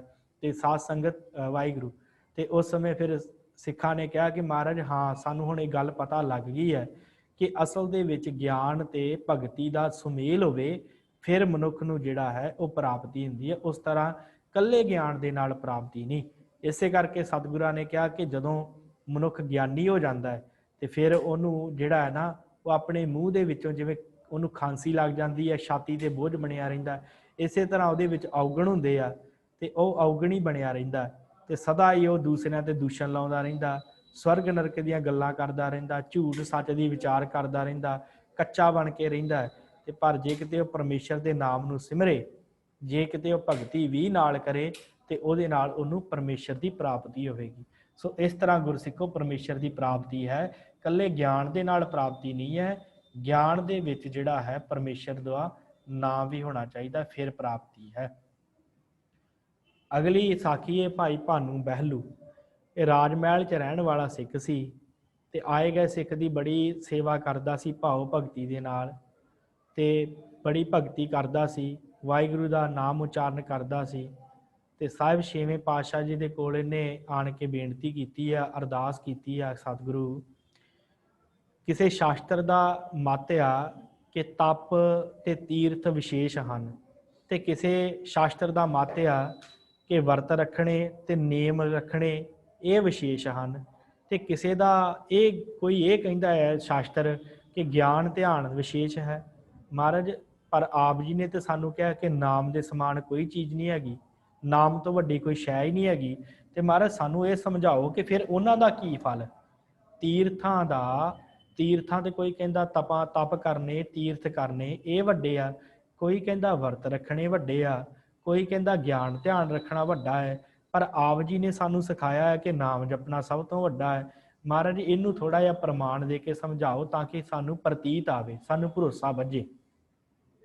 तो फिर सतगुरां ने बचन किया कि एक समय अकाल पुरख परमेश्वर ने सब जीआं जंतां की उत्पत्ति की, जो सारे जीव जंतु बनाए तो उस समय फिर सारे पदार्थ बना के परमेश्वर ने बचन किया कि भाई जिहदी जिन्नी लोचा है वो चुक लो, जिहड़े पदार्थ की जिन्हों लोचा है वो उही पदार्थ लै लो। तो सतगुरु कहते हैं कि जिहड़े ज्ञानी सन उन्होंने ज्ञान चुक लिया, जिहड़े ध्यानी सन उन्होंने ध्यान चुक लिया, जिहड़े जोगीसर सन उन्होंने समाधियां चुक लियां, जिहड़े तपी सन उन्होंने तप चुक लिया, तो जिहड़े तीर्थां ते वसन वाले सन उन्होंने तीर्थ लै ले, तो जिहड़े पंडित सन उन्होंने नित निमित कर्म, उन्होंने वर्त रखने नेम करने ये चुक ले। तो महाराज ने अपना जिहड़ा नाम सी ना परमेश्वर का नाम वो निमरता रूपी कपड़े दे विच लवेट के रखिया सी। निमरता रूपी कपड़े दे विच ਤੇ ਫਿਰ ਮਹਾਰਾਜ ਦੇ ਜਿਹੜੇ ਭਗਤ ਸਨ, ਜਿਹੜੇ ਸਤਿਗੁਰਾਂ ਦੇ ਚਰਨਾਂ ਦਾ ਧਿਆਨ ਤਾਂ ਕਰਕੇ ਬੈਠੇ ਸਨ, ਤੇ ਉਹਨਾਂ ਨੇ ਉਹ ਪਰਮੇਸ਼ਰ ਦੇ ਕੋਲੋਂ ਕੱਪੜਾ ਲਿੱਤਾ, ਉਹ ਨਾਮ ਲਿਆ ਕਿ ਮਹਾਰਾਜ ਸਾਨੂੰ ਹੋਰ ਕਿਸੇ ਦੀ ਲੋੜ ਨਹੀਂ, ਸਾਨੂੰ ਕੋਈ ਜਪ ਦੀ, ਕਿਸੇ ਤਪ ਦੀ ਲੋੜ ਨਹੀਂ ਹੈ, ਕਿਰਪਾ ਕਰਕੇ ਸਾਨੂੰ ਇਹ ਜਿਹੜੇ ਕੱਪੜੇ ਦੇ ਵਿੱਚ ਆਪ ਜੀ ਨੇ ਨਾਮ ਲਵੇਟ ਕੇ ਰੱਖਿਆ ਨਾ, ਤੇ ਸਾਨੂੰ ਇਹ ਨਾਮ ਦੇ ਦਿਓ। ਤੇ ਸਤਿਗੁਰ ਕਹਿੰਦੇ ਆ ਕਿ ਫਿਰ ਜਦੋਂ ਮਹਾਰਾਜ ਨੇ, ਪਰਮੇਸ਼ਰ ਨੇ ਉਹ ਨਾਮ ਸਿੱਖਾਂ ਨੂੰ ਦਿੱਤਾ ਨਾ, ਭਗਤਾਂ ਨੂੰ ਦਿੱਤਾ, ਜਿਨ੍ਹਾਂ ਨੇ ਨਾਮ ਜਪਿਆ, ਜਿਹੜੇ ਪਰਮੇਸ਼ਰ ਦੇ ਚਰਨਾਂ 'ਚ ਝੁਕੇ ਸੀ, ਤੇ ਨਾਮ ਨੇ ਫਿਰ ਉਹਨਾਂ ਨੂੰ ਕਿਹਾ ਕਿ ਭਾਈ ਤੁਹਾਨੂੰ ਕਿਸੇ ਪਦਾਰਥ ਦੀ ਲੋੜ ਹੋਵੇ ਤੇ ਦੱਸੋ, ਜਿਸ ਤਰ੍ਹਾਂ ਦਾ ਪਦਾਰਥ ਤੁਸੀਂ ਮੰਗੋਗੇ ਉਹ ਤੁਹਾਡੇ ਲਿਆ ਕੇ ਅੱਗੇ ਹਾਜ਼ਰ ਕਰਾਂਗਾ, ਨਾਮ ਨੇ ਕਿਹਾ ਹੈ। ਤੇ ਪਰ ਜਿਹੜੇ ਉਸ ਸਮੇਂ ਭਗਤ ਸਨ, ਉਹਨਾਂ ਨੇ ਕਿਹਾ ਕਿ ਨਹੀਂ ਮਹਾਰਾਜ, ਸਾਨੂੰ ਹੋਰ ਕਿਸੇ ਚੀਜ਼ ਦੀ ਲੋੜ ਨਹੀਂ, ਸਾਨੂੰ ਤੁਸੀਂ ਪ੍ਰਾਪਤ ਹੋ ਗਏ, ਸਾਨੂੰ ਨਾਮ ਪ੍ਰਾਪਤ ਹੋ ਗਿਆ, ਸਾਨੂੰ ਹੋਰ ਕੁਝ ਨਹੀਂ ਚਾਹੀਦਾ। ਤੇ ਇਸੇ ਤਰ੍ਹਾਂ ਫਿਰ ਮਹਾਰਾਜ ਨੇ ਫਰਮਾਇਆ ਕਿ ਭਾਈ, ਫਿਰ ਨਾਮ ਨੇ ਕਿਹਾ ਕਿ ਭਾਈ ਜੀ ਇਸੇ ਤਰ੍ਹਾਂ ਗਰੀਬੀ ਰੱਖੋਗੇ, ਇਸੇ ਤਰ੍ਹਾਂ ਆਪਣਾ ਜੀਵਨ ਨੀਵਾਂ ਰੱਖੋਗੇ, ਇਸੇ ਤਰ੍ਹਾਂ ਨਿਮਰਤਾ ਦੇ ਵਿੱਚ ਰਹੋਗੇ, ਤੇ ਤੁਹਾਨੂੰ ਪਰਮੇਸ਼ਰ ਦੀ ਪ੍ਰਾਪਤੀ ਹੋਵੇਗੀ। ਜਪ ਤਪ ਕਿਸੇ ਤਰ੍ਹਾਂ ਦੇ ਨਾਲ ਪਰਮੇਸ਼ਰ ਦੀ ਪ੍ਰਾਪਤੀ ਨਹੀਂ ਹੈ। ਜੇ ਪ੍ਰਾਪਤੀ ਹੈ ਤੇ ਸਿਰਫ ਪਰਮੇਸ਼ਰ ਦੇ ਨਾਮ ਦੇ ਨਾਲ ਪ੍ਰਾਪਤੀ ਹੈ। ਅਗਲਾ ਸਿੱਖ ਹੈ ਭਾਈ ਸੋਢੀ ਤੇ ਸੇਠ ਗੋਪਾਲ। ਸਤਿਗੁਰਾਂ ਦੇ ਹਜ਼ੂਰ ਆਏ 6ਵੀਂ ਪਾਤਸ਼ਾਹੀ ਦੇ, ਤੇ ਆਣ ਕੇ ਕਿਹਾ ਕਿ ਮਹਾਰਾਜ, ਪ੍ਰਸ਼ਨ ਕੀਤਾ ਕਿ ਮਹਾਰਾਜ ਅਸੀਂ ਕਿਹੜਾ ਧਰਮ ਅੰਗੀਕਾਰ ਕਰੀਏ, ਕਿਹੜਾ ਧਰਮ ਅਪਣਾਈਏ, ਧਰਮ ਕੀ ਹੈ ਸਾਨੂੰ ਦੱਸੋ, ਧਰਮ ਕਿਹੜਾ ਅਪਣਾਈਦਾ ਹੈ। ਤੇ ਮਹਾਰਾਜ ਨੇ ਕਿਹਾ ਭਾਈ, ਬਚਨ ਹੋਇਆ ਹੈ ਪਾਤਸ਼ਾਹ ਦਾ, ਗੁਰੂ ਹਰਗੋਬਿੰਦ ਸਾਹਿਬ ਦਾ, ਕਿ ਸਾਰਿਆਂ ਦੇ ਅੱਗੇ ਨਿਵ ਕੇ ਚੱਲਣਾ। ਤੇ ਸਤਿਗੁਰ ਕਹਿੰਦੇ ਨਿਵ ਕੇ ਰਹਿਣਾ ਹੈ, ਨਿਮਰਤਾ ਦੇ ਵਿੱਚ ਰਹਿਣਾ ਹੈ। ਤੇ ਕਹਿੰਦੇ ਆ ਕਿ ਜਿਵੇਂ ਫੁਹਾਰਾ ਹੁੰਦਾ ਹੈ, ਉਹ ਜਲ ਦੇ ਵਿੱਚ ਜਿੰਨਾ ਨੀਵਾ ਜਾਂਦਾ ਓਨਾ ਹੀ ਉੱਚਾ ਉੱਠਦਾ ਹੈ। ਮਹਾਰਾਜ ਕਹਿੰਦੇ ਇਸੇ ਤਰ੍ਹਾਂ ਆਪਣਾ ਜਿਹੜਾ ਹੈ ਨਾ ਜੀਵਨ, ਉਹ ਨੀਵਾ ਰੱਖਣਾ ਹੈ, ਨਿਵ ਕੇ ਚੱਲਣਾ ਹਰ ਇੱਕ ਦੇ ਅੱਗੇ। ਤੇ ਸਤਿਗੁਰ ਕਹਿੰਦੇ ਇਸੇ ਤਰ੍ਹਾਂ ਜਿਹੜੀ ਪ੍ਰਿਥਵੀ ਹੁੰਦੀ ਆ, ਮਿੱਟੀ ਹੁੰਦੀ ਆ, ਉਹ ਸਾਰਿਆਂ ਦੇ ਪੈਰਾਂ ਵਿੱਚ ਰਹਿੰਦੀ ਆ, ਪਰ ਦੇਖਿਆ ਜਦੋਂ ਮਨੁੱਖ ਮਰਦਾ ਹੈ ਤੇ ਉਦੋਂ ਉਹਦੇ ਉੱਤੇ ਪੈਂਦੀ ਹੈ। ਕਹਿੰਦੇ ਹਾਂਜੀ ਮਹਾਰਾਜ। ਇਸੇ ਤਰ੍ਹਾਂ ਸਤਿਗੁਰ ਕਹਿੰਦੇ ਜਿਹੜੀ ਸਭ ਤੋਂ ਛੋਟੀ ਉਂਗਲ ਹੁੰਦੀ ਹੈ ਤੇ ਉਹਨੂੰ ਵੱਧ ਤੋਂ ਵੱਧ ਸਜਾਇਆ ਜਾਂਦਾ ਹੈ। ਜਿਹੜੀ ਹੱਥ ਦੀ ਸਭ ਤੋਂ ਛੋਟੀ ਉਂਗਲ ਹੁੰਦੀ ਹੈ, ਉਹਦੇ ਵਿੱਚ ਲੋਕ ਛਾਪਾਂ ਛੱਲੇ ਪਾ ਕੇ ਇਹਨੂੰ ਵੱਧ ਸਜਾਉਂਦੇ ਆ। ਕਹਿੰਦੇ ਹਾਂਜੀ ਮਹਾਰਾਜ। ਸਤਿਗੁਰ ਕਹਿੰਦੇ ਇਸੇ ਤਰ੍ਹਾਂ ਜਿਹੜਾ ਬਾਵਨ ਚੰਦਨ ਹੁੰਦਾ, ਉਹ ਕੱਦ 'ਚ ਬੜਾ ਨਿੱਕਾ ਹੁੰਦਾ, ਪਰ ਉਹ ਸਾਰੀ ਬਨਸਪਤੀ ਨੂੰ, ਸਾਰਿਆਂ ਬਿਰਖਾਂ ਨੂੰ ਜਿਹੜਾ ਹੈ ਉਹ ਸੁਗੰਧਿਤ ਕਰ ਦਿੰਦਾ ਹੈ। ਕਹਿੰਦੇ ਹਾਂਜੀ ਮਹਾਰਾਜ। ਸਤਿਗੁਰ ਕਹਿੰਦੇ ਇਸੇ ਤਰ੍ਹਾਂ ਜੇ ਮਨ ਨੀਵਾਂ ਰੱਖੋਗੇ ਤੇ ਤੁਹਾਨੂੰ ਸਾਰਾ ਧਰਮ ਪ੍ਰਾਪਤ ਹੋਵੇਗਾ। ਜੇ ਮਨ ਨੀਵਾਂ ਰੱਖੋਗੇ, ਜੇ ਨਿਮਰਤਾ 'ਚ ਰਹੋਗੇ। ਤੇ ਫਿਰ ਸਤਿਗੁਰਾਂ ਨੇ ਕਿਹਾ ਕਿ ਭਾਈ ਜਿਵੇਂ ਪੌੜੀਆਂ ਹੁੰਦੀਆਂ, ਉਹੀ ਪੌੜੀਆਂ ਤਾਹ ਨੂੰ ਜਾਂਦੀਆਂ ਤੇ ਉਹੀ ਪੌੜੀਆਂ ਠਾਹ ਨੂੰ ਆਉਂਦੀਆਂ। ਤੇ ਜੇ ਕੋਈ ਪਰਮੇਸ਼ਰ ਦਾ ਪਿਆਰਾ ਕਵੇ ਕਿ ਮੈਂ ਉੱਪਰ ਚੜ੍ਹ ਲੱਗਾ, ਤੇ ਉਹਨੂੰ ਇਹ ਵੀ ਯਾਦ ਰੱਖਣਾ ਚਾਹੀਦਾ ਕਿ ਮੈਂ ਨੀਵੇਂ ਥੱਲੇ ਵੀ ਉਤਰਨਾ। ਇਸ ਕਰਕੇ ਉਹਨੂੰ ਨਿਮਰਤਾ ਦੇ ਨਾਲ ਸਿਰ ਨੀਵਾਂ ਕਰਕੇ ਉੱਪਰ ਚੜ੍ਹਨਾ ਚਾਹੀਦਾ ਹੈ, ਤੇ ਤਾਂ ਕਿ ਬਾਅਦ ਜਦੋਂ ਨੀਵਾਂ ਉਤਰ ਲੱਗੇ ਤੇ ਉਦੋਂ ਵੀ ਉਹਨੂੰ ਹੰਕਾਰ ਨਾ ਹੋਵੇ। ਇਸ ਕਰਕੇ ਸਤਿਗੁਰ ਕਹਿੰਦੇ ਭਾਈ ਸਿੱਖੋ, ਪਰਮੇਸ਼ਰ ਦਾ ਨਾਮ ਜਿਹੜਾ ਹੈ ਨਾ, ਉਹ ਪ੍ਰਾਪਤ ਤਾਂ ਹੈ, ਧਰਮ ਉਹਨੂੰ ਪ੍ਰਾਪਤ ਹੁੰਦਾ ਹੈ ਜਿਹੜਾ ਮਨੁੱਖ ਨੀਵਾਂ ਹੋ ਕੇ ਚੱਲਦਾ ਹੈ। ਇਸ ਕਰਕੇ ਹਾਰ ਚੱਲੇ ਗੁਰਮੁਖ ਜਗ ਜੀਤਾ। ਆਪਾ ਹਾਰ ਕੇ ਜਿਹੜਾ ਮਨੁੱਖ ਜਾਂਦਾ ਹੈ, ਆਪਣੇ ਆਪ ਨੂੰ ਖਤਮ ਕਰਕੇ ਸਤ ਸੰਗਤ 'ਚ ਜਾਂਦਾ ਹੈ, ਨੀਵਾਂ ਹੋ ਕੇ ਗੁਰੂ ਦਾ ਸ਼ਬਦ ਸੁਣਦਾ ਹੈ, ਉਹਨੂੰ ਸਾਰਾ ਕੁਝ ਪ੍ਰਾਪਤ ਹੁੰਦਾ ਹੈ। ਹੋਰ ਕਿਸੇ ਨੂੰ ਕਿਸੇ ਤਰ੍ਹਾਂ ਦੀ ਕੋਈ ਪ੍ਰਾਪਤੀ ਨਹੀਂ ਹੁੰਦੀ। ਸੋ ਅਗਲਾ ਸਿੱਖ ਹੈ ਭਾਈ ਸੁੰਦਰ ਚੱਡਾ। ਇਹਨੇ ਆਣ ਕੇ ਸਤਿਗੁਰਾਂ ਦੇ ਹਜ਼ੂਰ ਬੇਨਤੀ ਕੀਤੀ ਹੈ, ਬੜੀ ਟਹਿਲ ਸੇਵਾ ਕਰਦਾ ਹੈ। ਇਹਨੇ ਬੇਨਤੀ ਕੀਤੀ ਹੈ ਹਜ਼ੂਰ ਸਤਿਗੁਰੂ ਗੁਰੂ ਹਰਗੋਬਿੰਦ ਸਾਹਿਬ ਜੀ ਮਹਾਰਾਜ, ਮੈਨੂੰ ਇਹ ਦੱਸੋ ਕਿ ਗੁਰੂ ਕਿੰਨੀ ਪ੍ਰਕਾਰ ਦੇ ਹੁੰਦੇ ਆ, ਤੇ ਗੁਰੂ ਨਾਨਕ ਸਾਹਿਬ ਜੀ ਕਿਹੜੇ ਗੁਰੂ ਹਨ? ਗੁਰੂ ਕਿੰਨੀ ਪ੍ਰਕਾਰ ਦੇ ਹੁੰਦੇ ਆ, ਤੇ ਗੁਰੂ ਨਾਨਕ ਸਾਹਿਬ ਜੀ ਕਿਹੜੇ ਗੁਰੂ ਹਨ? ਤੇ ਸਤਿਗੁਰਾਂ ਨੇ ਕਿਹਾ ਹੈ, ਬਚਨ ਕੀਤਾ ਹੈ ਕਿ ਭਾਈ ਸਿੱਖਾ 4 ਤਰ੍ਹਾਂ ਦੇ ਗੁਰੂ ਹੁੰਦੇ ਆ। ਮਹਾਰਾਜ ਕਿਹੜੇ ਕਿਹੜੇ, ਥੋੜਾ ਜਿਹਾ ਸਮਝਾਉਣਾ ਕਰੋ। ਮਹਾਰਾਜ ਕਹਿੰਦੇ ਸਭ ਤੋਂ ਪਹਿਲਾਂ ਹੁੰਦਾ ਭਰਿੰਗੀ ਗੁਰੂ। ਭਰਿੰਗੀ ਇੱਕ ਕੀੜਾ ਹੁੰਦਾ ਹੈ ਸਾਧ ਸੰਗਤ, ਜਿਹੜਾ ਕਰਕੀਣ ਜਿਹਨੂੰ ਕਹਿ ਦਿੰਦੇ ਆ, ਜਿਹੜੇ ਆਪਣੇ ਘਰਾਂ ਦੇ ਵਿੱਚ ਵੀ ਕਿਤੇ ਕੰਧ ਦੇ ਉੱਤੇ ਛੋਟਾ ਜਿਹਾ ਪੋਚਾ ਜਿਹਾ ਲਾ ਕੇ ਕੋਈ ਮਿੱਟੀ ਇਕੱਠੀ ਕਰਕੇ ਉਹਦੇ ਵਿੱਚ ਉਹਨੂੰ ਬੰਦ ਕਰਕੇ ਉਹਦੇ ਵਿੱਚ ਕੀੜੇ ਬਣਾਉਂਦਾ ਹੈ। ਤੇ ਮਹਾਰਾਜ ਕਹਿੰਦੇ ਕਿ ਉਹ ਭਰਿੰਗੀ ਗੁਰੂ ਹੁੰਦਾ ਹੈ ਇੱਕ। ਉਹ ਕੀ ਕਰਦਾ ਹੈ ਕਿ ਮਿੱਟੀ ਦੇ ਨਾਲ ਇੱਕ ਅਸਥਾਨ ਬਣਾ ਲੈਂਦਾ ਹੈ, ਉਹਦੇ ਵਿੱਚ ਕਿਸੇ ਖਾਸ ਕਿਸਮ ਦਾ ਕੀੜਾ ਲਿਆ ਕੇ ਉਹਦੇ ਵਿੱਚ ਰੱਖ ਦਿੰਦਾ ਹੈ। ਫਿਰ ਉਹਦੇ ਕੰਨ ਦੇ ਵਿੱਚ ਵਾਰ-ਵਾਰ ਘਰੀ ਘਰੀ ਕਰਦਾ ਰਹਿੰਦਾ ਹੈ, ਤੇ ਉਹਦੇ ਨਾਲ ਕੀ ਹੁੰਦਾ, ਉਹ ਜਿਹੜਾ ਕੀੜਾ ਹੁੰਦਾ ਉਹ ਵੀ ਉਹਦਾ ਹੀ ਰੂਪ ਬਣ ਜਾਂਦਾ, ਉਹਦੇ ਵਰਗਾ ਹੀ ਬਣ ਜਾਂਦਾ। ਪਰ ਸਿੱਖਾਂ ਦੇ ਵਿੱਚ ਇੱਕ ਦੋਸ਼ ਹੁੰਦਾ ਹੈ। ਮਹਾਰਾਜ ਜੀ ਕਿਹੜਾ ਦੋਸ਼ ਹੁੰਦਾ? ਸਤਿਗੁਰੂ ਕਹਿੰਦੇ ਇਹ ਸਿਰਫ ਇੱਕੋ ਤਰ੍ਹਾਂ ਦੇ ਕੀੜਿਆਂ ਨੂੰ, ਸਾਰਿਆਂ ਕੀੜਿਆਂ ਨੂੰ ਨਹੀਂ, ਸਿਰਫ ਇੱਕੋ ਤਰ੍ਹਾਂ ਦੇ ਖਾਸ ਕੀੜਿਆਂ ਨੂੰ ਹੀ ਆਪਣੇ ਵਰਗਾ ਬਣਾ ਸਕਦਾ, ਹੋਰਾਂ ਨੂੰ ਨਹੀਂ ਬਣਾ ਸਕਦਾ। ਇਸੇ ਤਰ੍ਹਾਂ ਜਿਹੜੇ ਭ੍ਰਿੰਗੀ ਗੁਰੂ ਹੁੰਦੇ ਆ, ਉਹ ਕਿਸੇ ਖਾਸ ਕਿਸਮ ਦੇ ਲੋਕਾਂ ਨੂੰ ਹੀ ਜਿਹੜਾ ਉਪਦੇਸ਼ ਦਿੰਦੇ ਆ, ਆਮ ਗੁਰਸਿੱਖ ਨੂੰ, ਆਮ ਕਿਸੇ ਨੂੰ ਉਪਦੇਸ਼ ਨਹੀਂ ਦਿੰਦੇ। ਸਤਿਗੁਰੂ ਕਹਿੰਦੇ ਇਹ ਇਸ ਭ੍ਰਿੰਗੀ ਗੁਰੂ ਦੇ ਵਿੱਚ ਦੋਸ਼ ਹੁੰਦਾ ਹੈ। ਮਹਾਰਾਜ ਦੂਸਰਾ ਗੁਰੂ ਦੱਸੋ? ਸਤਿਗੁਰੂ ਕਹਿੰਦੇ ਦੂਸਰਾ ਗੁਰੂ ਹੁੰਦਾ ਹੈ ਪਾਰਸ ਗੁਰੂ।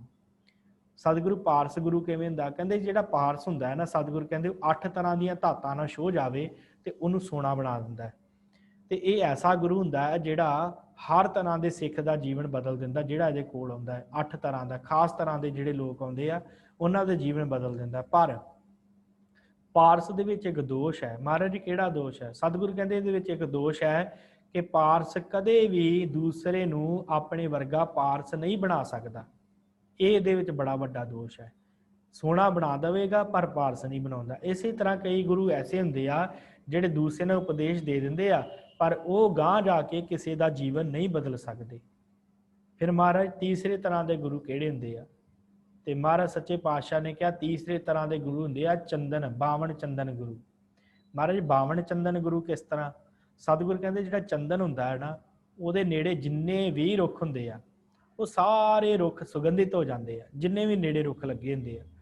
ਤੇ ਇਸੇ ਤਰ੍ਹਾਂ ਇਹ ਜਿਹੜਾ ਬਾਵਨ ਚੰਦਨ ਗੁਰੂ ਹੁੰਦਾ ਆ, ਇਹਦੇ ਲਾਗੇ ਜਿਹੜਾ ਵੀ ਮਨੁੱਖ ਆਉਂਦਾ ਹੈ ਉਹਨੂੰ ਇਹ ਛੋਹ ਲੈਂਦਾ, ਆਪਣੇ ਕਰਮ ਕਾਂਡਾਂ ਨਾਲ, ਆਪਣੇ ਤਰੀਕਿਆਂ ਦੇ ਨਾਲ ਉਹਦੇ ਤੇ ਪ੍ਰਭਾਵ ਪਾ ਲੈਂਦਾ ਹੈ, ਉਹਦਾ ਗੁਰੂ ਬਣ ਜਾਂਦਾ ਹੈ।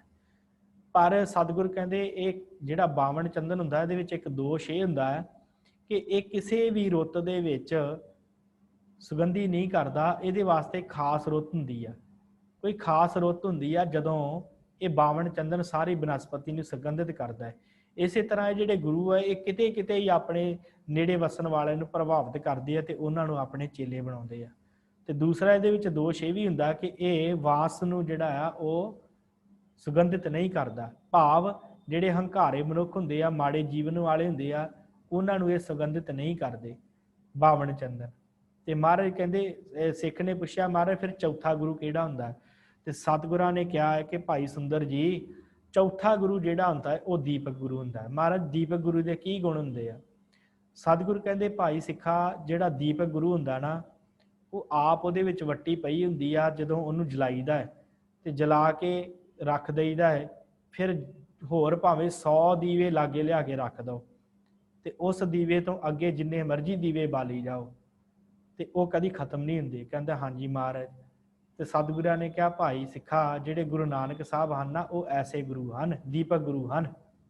ਸਤਿਗੁਰੂ ਗੁਰੂ ਨਾਨਕ ਸਾਹਿਬ ਜੀ ਦੇ ਕੋਲੋਂ ਜਿਹਨੇ ਗਿਆਨ ਪ੍ਰਾਪਤ ਕਰ ਲਿਆ, ਉਹ ਸਿੱਖ ਅੱਗੇ ਜਾ ਕੇ ਜਿਹਨੂੰ ਵੀ ਗਿਆਨ ਦੇਵੇਗਾ ਉਹਦੇ ਵਿੱਚ ਹੀ ਸਿੱਖੀ ਪਰਪੱਕ ਹੋਵੇਗੀ। ਇਸ ਤਰ੍ਹਾਂ ਸਤਿਗੁਰਾਂ ਨੇ ਕਿਹਾ ਭਾਈ ਸਿੱਖਾ, ਗੁਰੂ ਨਾਨਕ ਸਾਹਿਬ ਦੀਪਕ ਗੁਰੂ ਹਨ। ਦੀਪਕ ਦੇ ਵਿੱਚ ਦੋਸ਼ ਨਹੀਂ ਹੁੰਦਾ। ਦੀਪਕ ਗੁਰੂ ਐਸਾ ਹੁੰਦਾ ਹੈ ਜਿਹੜਾ ਦੂਸਰਿਆਂ ਦੇ ਵਿੱਚ ਚਾਨਣ ਭਰਦਾ ਹੈ, ਦੂਸਰਿਆਂ ਨੂੰ ਆਪਣਾ ਰੂਪ ਕਰ ਲੈਂਦਾ। ਜਿਵੇਂ ਦੀਵਾ ਜਗਦਾ ਹੈ, ਇਸੇ ਤਰ੍ਹਾਂ ਗੁਰੂ ਨਾਨਕ ਸਾਹਿਬ ਜਗ ਕੇ ਸੰਸਾਰ ਤੇ ਆਏ। ਉਹਨਾਂ ਨੇ ਐਸੇ ਗੁਰਸਿੱਖ ਬਣਾਏ ਜਿਨ੍ਹਾਂ ਨੇ ਆਪਣਾ ਜੀਵਨ ਵੀ ਸਵੱਛ ਕੀਤਾ, ਆਪਣੇ ਜੀਵਨ ਦਾ ਭਲਾ ਕੀਤਾ ਤੇ ਦੂਸਰਿਆਂ ਦਾ ਜੀਵਨ ਵੀ ਜਿਹੜਾ ਹੈ ਉਹਨੂੰ ਵੀ ਸਵਾਰਿਆ। ਇਸ ਤਰ੍ਹਾਂ ਗੁਰਸਿੱਖੋ, ਸਤਿਗੁਰਾਂ ਨੇ ਕਿਹਾ 4 ਤਰ੍ਹਾਂ ਦੇ ਗੁਰੂ ਹੁੰਦੇ ਆ ਤੇ ਗੁਰੂ ਨਾਨਕ ਸਾਹਿਬ ਜਿਹੜੇ ਆ ਉਹ ਦੀਪਕ ਗੁਰੂ ਹਨ। ਪਹਿਲਾ ਭ੍ਰਿੰਗੀ ਗੁਰੂ, ਦੂਸਰਾ ਪਾਰਸ ਗੁਰੂ, ਚੌਥਾ ਬਾਵਨ ਚੰਦਨ ਵਾਹਿਗੁਰੂ, ਤੀਸਰਾ ਬਾਵਨ ਚੰਦਨ ਤੇ ਚੌਥਾ ਜਿਹੜਾ ਹੈ ਦੀਪਕ ਗੁਰੂ।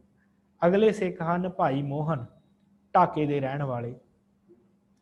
6ਵੀਂ ਪਾਤਸ਼ਾਹੀ ਦੇ ਹਜ਼ੂਰ ਆਏ ਆ, ਦਰਸ਼ਨ ਕੀਤੇ ਆ ਤੇ ਬੇਨਤੀ ਕੀਤੀ ਹੈ ਕਿ ਮਹਾਰਾਜ ਕਿਰਪਾ ਕਰੋ, ਸਾਡਾ ਜਿਹੜਾ ਹੈ ਨਾ ਜੀਆਂ ਦਾ ਉਧਾਰ ਕਰੋ, ਸਾਡਾ ਜਨਮ ਮਰਨ ਕੱਟੋ। ਮਹਾਰਾਜ ਨੇ ਬਚਨ ਕੀਤਾ ਹੈ ਗੁਰੂ ਹਰਗੋਬਿੰਦ ਸਾਹਿਬ ਨੇ ਕਿ ਭਾਈ ਮੋਹਨ, ਤੁਹਾਨੂੰ ਆਪਣੇ ਆਪੇ ਦੀ ਸੋਝੀ ਹੈਗੀ, ਆਪਣੀ ਖਬਰਸਾਰ ਹੈ, ਕੁਛ ਗਰੀਬ ਨਿਵਾਜ ਹੈਗੀ ਹੈ ਖਬਰ, ਮਹਾਰਾਜ ਆਪਣੇ ਬਾਰੇ ਜਾਣਦੇ ਆ। ਤੇ ਬਚਨ ਹੋਇਆ ਕਿ ਕੀ ਪਛਾਣਿਆ ਆਪਣੇ ਬਾਰੇ, ਕੀ ਜਾਣਿਆ ਆਪਣੇ ਬਾਰੇ ਹੁਣ ਤੱਕ? ਸੱਚੇ ਪਾਤਸ਼ਾਹ ਜੀ ਤੇਰੇ ਸਿੱਖ ਹਾਂ, ਬਸ ਇੰਨਾ ਕੀ ਜਾਣਿਆ। ਤੇ ਫਿਰ ਸਤਿਗੁਰਾਂ ਨੇ ਬਚਨ ਕੀਤਾ ਕਿ ਭਾਈ ਇਹ ਜਿਹੜਾ ਸਰੀਰ ਹੈ ਨਾ ਤੁਹਾਡਾ, ਇਹ ਵੀ 5 ਤੱਤਾਂ ਦਾ ਬਣਿਆ ਹੋਇਆ ਤੇ ਗੁਰੂ ਦਾ ਸਰੀਰ ਵੀ 5 ਤੱਤਾਂ ਦਾ ਬਣਿਆ ਹੋਇਆ, ਕਿਉਂਕਿ ਉਸ ਸਮੇਂ ਗੁਰੂ ਜਿਹੜੇ ਸਨ, ਗੁਰੂ ਹਰਗੋਬਿੰਦ ਸਾਹਿਬ ਸਰੀਰ ਵਿੱਚ ਸਨ। ਭਾਈ ਸਿੱਖਾ, ਤੇਰਾ ਸਰੀਰ ਵੀ 5 ਤੱਤਾਂ ਦਾ ਬਣਿਆ ਹੈ ਤੇ ਸਾਡਾ ਗੁਰੂ ਦਾ ਸਰੀਰ ਵੀ 5 ਤੱਤਾਂ ਦਾ ਬਣਿਆ। ਤੇ ਗੁਰੂ ਤੇ ਸਿੱਖ ਦੇ ਵਿੱਚ ਜਿਹੜਾ ਸੰਬੰਧ ਹੈ ਉਹ ਫਿਰ ਕੀ ਹੋਇਆ? ਫਰਕ ਕੀ ਹੋਇਆ ਦੋਵਾਂ ਦੇ ਵਿੱਚ, ਗੁਰੂ ਦੇ ਵਿੱਚ ਤੇ ਸਿੱਖ ਦੇ ਵਿੱਚ? ਕਹਿੰਦੇ ਮਹਾਰਾਜ ਸਾਨੂੰ ਸਮਝਾਉਣਾ ਕਰੋ, ਅਸੀਂ ਅਲਪੱਗ ਜੀਵ ਹਾਂ, ਸਾਨੂੰ ਤੇ ਕੁਝ ਨਹੀਂ ਪਤਾ, ਕਿਰਪਾ ਕਰਕੇ ਆਪ ਜੀ ਸਮਝਾਉਣਾ ਕਰੋ। ਮਹਾਰਾਜ ਕਹਿੰਦੇ ਭਾਈ ਜਿਹੜਾ ਅਸ਼ੁੱਧ ਮਨ ਹੈ ਨਾ, ਸ਼ੁੱਧ ਮਨ, ਅਸ਼ੁੱਧ ਜਿਹੜਾ ਸਾਫ਼ ਨਹੀਂ ਹੈ, ਉਹ ਸਿੱਖ ਦਾ ਮਨ ਹੁੰਦਾ, ਤੇ ਗੁਰੂ ਦਾ ਮਨ ਜਿਹੜਾ ਉਹ ਸ਼ੁੱਧ ਹੁੰਦਾ, ਸਾਫ਼ ਹੁੰਦਾ। ਗੁਰੂ ਦਾ ਮਨ ਜਿਹੜਾ ਸ਼ਬਦ ਹੁੰਦਾ ਹੈ, ਤੇ ਜਿਹੜਾ ਸਿੱਖ ਗੁਰੂ ਦੇ ਮਨ ਦੇ ਨਾਲ, ਗੁਰੂ ਦੇ ਸ਼ਬਦ ਦੇ ਨਾਲ ਜੁੜ ਜਾਂਦਾ, ਉਹਦਾ ਮਨ ਵੀ ਸ਼ੁੱਧ ਹੋ ਜਾਂਦਾ।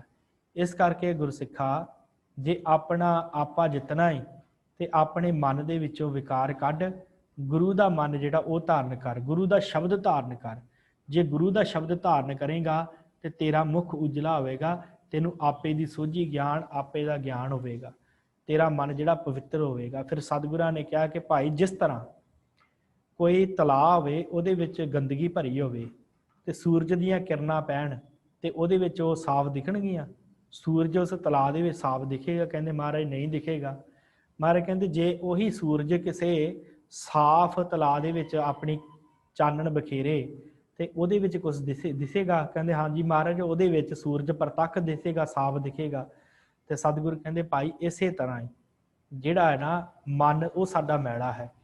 ਜੇ ਅਸੀਂ ਗੁਰੂ ਨੂੰ ਦੇਖਣਾ ਹੈ, ਉਹਦੇ ਵਾਸਤੇ ਆਪਣਾ ਮਨ ਸਾਫ਼ ਕਰਨਾ ਪਵੇਗਾ। ਆਪਣੇ ਮਨ ਨੂੰ ਸਾਫ਼ ਕਰਾਂਗੇ ਤੇ ਫਿਰ ਗੁਰੂ ਦੀ ਪ੍ਰਾਪਤੀ ਹੈ, ਉਸ ਤਰ੍ਹਾਂ ਗੁਰੂ ਦੀ ਪ੍ਰਾਪਤੀ ਨਹੀਂ ਹੈ। ਤੇ ਫਿਰ ਸਤਿਗੁਰਾਂ ਨੇ ਕਿਹਾ ਹੈ ਕਿ ਭਾਈ ਸਿੱਖਾ, ਇਹ ਜਿਹੜਾ ਨਾ ਪਰਮੇਸ਼ਰ ਦਾ, ਵਾਹਿਗੁਰੂ ਨੇ, ਅਕਾਲ ਪੁਰਖ ਨੇ ਜਿਹੜਾ ਗੁਰੂ ਹੈ, ਇਹ ਜਹਾਜ਼ ਰੂਪ ਬਣਾਇਆ, ਜਹਾਜ਼ ਰੂਪ ਗੁਰੂ। ਕਹਿੰਦੇ ਕਈ ਮਨੁੱਖ ਹੁੰਦੇ ਆ, ਉਹ ਆਪੇ ਹੀ ਨਦੀ ਨੂੰ ਤਰਨਾ ਚਾਹੁੰਦੇ ਆ ਆਪਣੇ ਹੱਥਾਂ ਦੇ ਨਾਲ। ਉਹ ਕਹਿੰਦੇ ਅਸੀਂ ਪਾਰ ਜਾਣਾ ਹੈ ਤੇ ਨਦੀ ਨੂੰ ਤਰਨਾ ਹੈ, ਤੇ ਉਹਦੇ ਵਿੱਚ ਹੱਥ ਮਾਰਦੇ ਆ, ਬਾਹਾਂ ਥੱਕ ਜਾਂਦੀਆਂ ਤੇ ਡੁੱਬ ਜਾਂਦੇ ਆ। ਪਰ ਗੁਰੂ ਜਿਹੜਾ ਹੁੰਦਾ ਉਹ ਜਹਾਜ਼ ਦੀ ਨਿਆਈ ਹੁੰਦਾ। ਜਿਹੜਾ ਮਨੁੱਖ ਗੁਰੂ ਰੂਪੀ ਜਹਾਜ਼ ਦੇ ਉੱਤੇ ਚੜ੍ਹ ਜਾਂਦਾ ਹੈ, ਉਹ ਤੇ ਪਾਰ ਵੀ ਉਤਰ ਜਾਂਦਾ ਹੈ ਤੇ ਪਾਰ ਜਾ ਕੇ ਉਹ ਸੁਖ ਵੀ ਪਾਉਂਦਾ ਹੈ। ਇਸੇ ਤਰ੍ਹਾਂ ਗੁਰਸਿੱਖੋ, ਜਿਹੜਾ ਇਹ ਸੰਸਾਰ ਆ ਨਾ, ਇਹ ਨਦੀ ਹੈ ਇੱਕ ਵਿਕਾਰਾਂ ਰੂਪੀ, ਤੇ ਇਸ ਨਦੀ ਦੇ ਵਿੱਚ ਜਿਹੜਾ ਗੁਰੂ ਦਾ ਗਿਆਨ ਹੈ ਉਹ ਜਹਾਜ਼ ਦੀ ਨਿਆਈ ਹੈ। ਪਰ ਜਿਹੜਾ ਮਨੁੱਖ ਇਹ ਕਵੇ ਕਿ ਮੈਂ ਗਿਆਨ ਲੈ ਕੇ, ਇਕੱਲਾ ਗਿਆਨ ਲੈ ਕੇ ਪਾਰ ਉਤਰ ਜਾਵਾਂ, ਉਹ ਸਤਿਗੁਰ ਕਹਿੰਦੇ ਅਖੀਰ ਦੇ ਵਿੱਚ ਰਸਤੇ 'ਚ ਡੁੱਬ ਜਾਵੇਗਾ। ਪਰ ਜਿਹੜਾ ਗੁਰੂ ਰੂਪੀ ਸ਼ਬਦ ਜਹਾਜ਼ ਤੇ ਚੜ੍ਹ ਜਾਵੇਗਾ, ਉਹਦਾ ਪਾਰ ਉਤਾਰਾ ਹੋਵੇਗਾ। ਫਿਰ ਸਤਿਗੁਰਾਂ ਨੇ ਕਿਹਾ ਜਿਹੜਾ ਭੁੰਨਿਆ ਦਾਣਾ ਹੁੰਦਾ ਉਹ ਕਦੀ ਨਹੀਂ ਉੱਗਦਾ, ਪਰ ਜੇ ਉਹਦੇ ਤੇ ਖੰਡ ਦਾ ਲੇਪ ਕਰ ਦਿੱਤਾ ਜਾਵੇ, ਖੰਡ ਵਿੱਚ ਲਬੇੜ ਦਿੱਤਾ ਜਾਵੇ, ਤੇ ਫਿਰ ਉਹ ਉੱਗ ਪੈਂਦਾ ਹੈ। ਇਸੇ ਤਰ੍ਹਾਂ ਗੁਰਸਿੱਖੋ, ਜਿਹੜਾ ਇਕੱਲਾ ਗਿਆਨ ਹੈ ਨਾ, ਉਹ ਕਦੀ ਨਹੀਂ ਪਾਰ ਉਤਾਰਾ ਕਰਦਾ, ਪਰ ਜਦੋਂ ਉਹ ਗਿਆਨ ਭਗਤੀ ਦੇ ਵਿੱਚ, ਸ਼ਬਦ ਦੇ ਵਿੱਚ ਰਲ ਜਾਂਦਾ ਹੈ, ਫਿਰ ਸਿੱਖ ਦਾ ਕਲਿਆਣ ਹੁੰਦਾ ਹੈ। ਇਸ ਤਰ੍ਹਾਂ ਸਾਧ ਸੰਗਤ, ਇਹ ਸਿੱਖਾਂ ਦਾ ਜਿਹੜਾ ਹੈ ਉਹ ਕਲਿਆਣ ਹੋਇਆ। ਇਹ ਸਿੱਖ ਸਤਿਗੁਰਾਂ ਦੇ ਪਾਸ ਆਏ ਹਨ। ਸੋ ਇਹ 31ਵੀਂ ਪੌੜੀ ਦੇ ਜਿੰਨੇ ਵੀ ਸਿੱਖ ਸਨ, ਉਹਨਾਂ ਨੇ ਆਣ ਕੇ ਸਤਿਗੁਰਾਂ ਦੇ ਪਾਸ ਬੇਨਤੀ ਕੀਤੀ ਹੈ, ਤੇ ਧੰਨ ਗੁਰੂ ਹਰਗੋਬਿੰਦ ਸਾਹਿਬ ਨੇ ਇਹਨਾਂ ਦੇ ਸ਼ੰਕੇ ਨਿਵਰਤ ਕੀਤੇ ਹਨ, ਇਹਨਾਂ ਦਾ ਪਾਰ ਉਤਾਰਾ ਕੀਤਾ ਹੈ। ਸੋ ਆਪ ਸਭ ਸੰਗਤ ਦਾ ਬਹੁਤ ਬਹੁਤ ਧੰਨਵਾਦ। ਅੱਜ ਆਪਾਂ ਇਸ ਵਾਰ ਨੂੰ ਸੰਪੂਰਨ ਕਰ ਲਿਆ ਹੈ, ਕੰਪਲੀਟ ਕਰ ਲਿਆ ਹੈ। ਕਿਵੇਂ ਕਿਵੇਂ ਸਤਿਗੁਰਾਂ ਦੇ ਹਜ਼ੂਰ ਸਿੱਖ ਆਉਂਦੇ ਸਨ, ਕੀ ਵਚਨ ਵਿਲਾਸ ਸਤਿਗੁਰਾਂ ਨਾਲ ਕੀਤੇ, ਉਹ ਆਪ ਜੀ ਨੇ ਸਾਰੀ ਸਿੱਖਿਆ ਪ੍ਰਾਪਤ ਕੀਤੀ ਹੈ। ਤੇ ਇਹ ਕੋਸ਼ਿਸ਼ ਜ਼ਰੂਰ ਕਰੀਏ ਕਿ ਜਿਵੇਂ ਸਤਿਗੁਰਾਂ ਨੇ ਇਹਨਾਂ ਸਿੱਖਾਂ ਨੂੰ ਉਪਦੇਸ਼ ਦਿੱਤਾ ਹੈ, ਇਹ ਸਿਰਫ ਉਹਨਾਂ ਸਿੱਖਾਂ ਵਾਸਤੇ ਉਪਦੇਸ਼ ਨਹੀਂ ਹੈ, ਸਾਡੇ ਵਾਸਤੇ ਵੀ ਉਪਦੇਸ਼ ਹੈ। ਕਿਉਂਕਿ ਕਮਾਵਾਂਗੇ ਤਾਂ ਹੀ ਜੀਵਨ ਚੰਗਾ ਹੋਵੇਗਾ, ਜੇ ਕਮਾਈ ਨਾ ਕੀਤੀ ਤੇ ਫਿਰ ਡੁੱਬ ਜਾਵਾਂਗੇ। ਇਸ ਕਰਕੇ ਜ਼ਰੂਰੀ ਹੈ ਇਹ ਸਾਖੀਆਂ ਸੁਣਾਉਣ ਦਾ, ਇਹ ਕਲਾਸਾਂ ਲਵਾਉਣ ਦਾ ਫਾਇਦਾ ਤਾਂ ਹੈ ਜੇ ਆਪਣੇ ਜੀਵਨ ਨੂੰ ਚੰਗੇ ਪਾਸੇ ਲੈ ਕੇ ਜਾਈਏ, ਜੇ ਆਪਣੇ ਜੀਵਨ ਚੋਂ ਗੁਰੂ ਨੂੰ, ਆਪਣੇ ਜੀਵਨ 'ਚ ਗੁਰੂ ਨੂੰ ਲੈ ਕੇ ਆਈਏ ਤੇ ਵਿਕਾਰਾਂ ਨੂੰ ਖਤਮ ਕਰੀਏ। ਇਹ ਬੜਾ ਜ਼ਰੂਰੀ ਹੈ। ਸੋ ਸਾਧ ਸੰਗਤ, ਇਹ ਜਿਹੜੀ ਹੈ ਅੱਜ 31ਵੀਂ ਪੌੜੀ ਇਸ 11ਵੀਂ ਵਾਰ ਦੀ ਸੰਪੂਰਨ ਹੋਈ ਹੈ। ਭਾਈ ਮਨੀ ਸਿੰਘ ਜੀ ਦੀ ਇਹ ਜੋ ਭਗਤ ਵਾਹਿਗੁਰੂ ਸਿੱਖਾਂ ਦੀ ਭਗਤ ਮਾਲਾ ਹੈ, ਉਹ ਸੰਪੂਰਨ ਹੋਈ ਹੈ। ਸਤਿਗੁਰਾਂ ਦੇ ਹਜ਼ੂਰ ਸਿੱਖ ਆਏ, ਉਹਨਾਂ ਨੇ ਬੇਨਤੀਆਂ ਕੀਤੀਆਂ, ਤੇ ਇਹ ਸਾਰੀ ਗਾਥਾ ਆਪ ਜੀ ਨੇ ਸਰਵਣ ਕੀਤੀ ਹੈ। ਇਹ ਸਾਰੀਆਂ ਕਲਾਸਾਂ ਜਿਹੜੀਆਂ ਆ, ਇਹ ਸਾਰੀਆਂ ਕਲਾਸਾਂ ਜਿਹੜੀਆਂ ਹਨ, ਇਹ YouTube ਦੇ ਉੱਤੇ ਪਾ ਦਿੱਤੀਆਂ ਗਈਆਂ। ਤੇ ਆਪ ਜੀ ਜਦੋਂ ਵੀ ਕਿਤੇ ਸਮਾਂ ਲੱਗੇ, ਕੋਈ ਗੱਲ ਭੁੱਲਦੀ ਹੋਵੇ, ਕੁਛ ਗੱਲ ਨੂੰ ਸਮਝਣ ਦੇ ਵਿੱਚ ਆਪ ਜੀ ਨੂੰ ਸਮਝ ਨਾ ਲੱਗੀ ਹੋਵੇ, ਉਹਨੂੰ ਦੁਬਾਰਾ ਰਿਪੀਟ ਕਰਕੇ ਵੀ ਸੁਣ ਸਕਦੇ ਹੋ। ਇਹ ਸਦਾ ਹੀ YouTube ਚੈਨਲ ਤੇ ਪਈਆਂ ਰਹਿਣਗੀਆਂ। ਗੁਰਦੁਆਰਾ ਸਾਹਿਬ ਦਾ ਗੁਰਦੁਆਰਾ ਸ਼ਾਹਣੀ ਕਰਕੇ ਭਰੋਗੇ, YouTube ਚੈਨਲ ਆਪ ਜੀ ਨੂੰ ਮਿਲ ਜਾਵੇਗਾ। ਜਿਹੜੀ ਵੀ ਕਲਾਸ ਹੈ, ਉਦਾਸ ਨੇ ਸਾਰਾ ਸਾਖੀ ਲਿਖ ਕੇ ਸਾਰਾ ਕੁਝ ਕੰਪਲੀਟ ਕਰਕੇ ਪਾਇਆ ਹੋਇਆ, ਜ਼ਿਆਦਾ ਖੋਜਣ ਦੀ ਲੋੜ ਵੀ ਨਹੀਂ ਪੈਣੀ। ਤੇ ਉਹ ਜਿਸ ਸਿੱਖ ਦੀ ਤੁਸੀਂ ਸਾਖੀ ਚਾਹੁੰਦੇ ਹੋ ਤੁਹਾਨੂੰ ਉਹਦੇ ਵਿੱਚੋਂ ਮਿਲ ਜਾਏਗੀ। ਤੇ ਇਸ ਕਰਕੇ ਸਾਧ ਸੰਗਤ ਆਪ ਜੀ ਨੇ ਇਸੇ ਤਰ੍ਹਾਂ ਜੁੜਦੇ ਰਹਿਣਾ। ਅੱਗੇ ਜਿਹੜੀ ਆਪਾਂ ਗੱਲਬਾਤ ਹੈ ਭਗਤਾਂ ਦੀ ਕਰਨੀ ਹੈ, 10ਵੀਂ ਵਾਰ ਹੈ ਭਾਈ ਗੁਰਦਾਸ ਜੀ ਦੀ, ਉਹਦੇ ਬਾਰੇ ਆਪਾਂ ਗੱਲਬਾਤ ਸ਼ੁਰੂ ਕਰਨੀ ਹੈ। ਤੇ ਉਸ ਤੋਂ ਪਹਿਲਾਂ ਗੁਰੂ ਗ੍ਰੰਥ ਸਾਹਿਬ ਜੀ ਦੀ ਜਿਹੜੀ ਬਾਣੀ ਹੈ ਉਹਦੇ ਵਿੱਚ ਜਿਹੜੇ ਗੁਰੂ ਸਾਹਿਬਾਨਾਂ ਦੇ ਨਾਮ ਆਏ ਆ, ਭਗਤਾਂ ਦੇ ਨਾਮ ਆਏ ਆ, ਭੱਟਾਂ ਦੇ ਨਾਮ ਆਏ ਆ, ਗੁਰਸਿੱਖਾਂ ਦੇ ਨਾਮ ਆਏ ਆ, ਉਹਨਾਂ ਦੇ ਜੀਵਨ ਬਾਰੇ ਜਿੰਨੀ ਕੁ ਵਿਚਾਰ ਹੈ ਉਹ ਆਪ ਜੀ ਨਾਲ ਸਾਂਝੀ ਕਰਨੀ ਹੈ। 2 ਜਾਂ 3 ਕਲਾਸਾਂ ਲੱਗਣਗੀਆਂ, ਉਹ ਕੱਲ ਤੋਂ ਆਪਾਂ ਸ਼ੁਰੂ ਕਰਾਂਗੇ, ਕਿਉਂਕਿ ਜੋ ਸਤਿਗੁਰਾਂ ਦੀ ਗੁਰਬਾਣੀ ਦੀ ਤਰਤੀਬ ਹੈ, ਕਿਹੜੇ ਰਾਗ 'ਚ ਕਿਹੜੇ ਸਤਿਗੁਰਾਂ ਦੀ ਕਿੰਨੀ ਬਾਣੀ ਹੈ, ਕਿਹੜੇ ਭਗਤ ਦੀ ਕਿੰਨੀ ਬਾਣੀ ਹੈ, ਉਹ ਆਪਾਂ ਨੂੰ ਜਿਹੜਾ ਹੈ ਜਾਣਕਾਰੀ ਹੋਵੇ। ਕਿਉਂਕਿ ਆਉਣ ਵਾਲੇ ਸਮੇਂ 'ਚ ਜੇ ਆਪਾਂ ਭੁੱਲ ਵੀ ਜਾਈਏ ਤੇ YouTube ਦੇ ਉੱਪਰੋਂ ਉਹ ਆਪਾਂ ਰਿਕਾਰਡ ਕੱਢ ਕੇ ਫਿਰ ਸੁਣ ਕੇ ਤੇ ਆਪਣੇ ਆਪ ਨੂੰ ਜਿਹੜਾ ਆ ਨਾਲ ਜੋੜ ਸਕਦੇ ਹਾਂ, ਸਮਝ ਸਕਦੇ ਗੁਰੂ ਗ੍ਰੰਥ ਸਾਹਿਬ ਦੀ ਵਿਚਾਰਧਾਰਾ। ਸੋ ਆਪ ਜੀ ਨੇ ਇੱਥੇ ਸਮਾਪਤੀ ਹੈ ਤੇ ਹੋਈਆਂ ਬੇਅੰਤ ਭੁੱਲਾਂ ਚੁੱਕਾਂ ਦੀ ਆਪ ਜੀ ਨੇ ਖਿਮਾ ਕਰਨੀ। ਤੇ ਜੇ ਆਪ ਜੀ ਨੇ ਕਿਸੇ ਨੇ ਕੁਛ ਪੁੱਛਣਾ ਹੈ ਤੇ ਆਪ ਆਪਣਾ ਮਾਈਕ ਔਨ ਕਰਕੇ ਪੁੱਛ ਸਕਦੇ ਹੋ। ਹਾਂਜੀ ਵਾਹਿਗੁਰੂ ਵਾਹਿਗੁਰੂ ਵਾਹਿਗੁਰੂ। ਠੀਕ ਹੈ ਵਾਹਿਗੁਰੂ ਜੀ, ਸਮਾਂ 5 ਮਿੰਟ ਉੱਤੇ ਹੋ ਗਿਆ ਹੈ। ਸੋ ਇੱਥੇ ਆਪਾਂ ਸਮਾਪਤੀ ਕਰਦੇ ਹਾਂ। ਇਸੇ ਤਰ੍ਹਾਂ ਸ਼ਾਮ ਦੀ ਕਲਾਸ ਵਿੱਚ ਗੁਰਬਾਣੀ ਸੰਥਿਆ ਸ਼੍ਰੀ ਸੁਖਮਨੀ ਸਾਹਿਬ ਦੀ ਬਾਣੀ ਚੱਲ ਰਹੀ ਹੈ। ਇਸੇ ਤਰ੍ਹਾਂ ਜੁੜ ਕੇ ਆਪ ਜੀ ਨੇ ਲਾਹਾ ਲੈਣਾ। ਬੁਲਾਓ ਫਤਿਹ ਜੀ। ਵਾਹਿਗੁਰੂ ਜੀ ਕਾ ਖਾਲਸਾ, ਵਾਹਿਗੁਰੂ ਜੀ ਕੀ ਫਤਿਹ।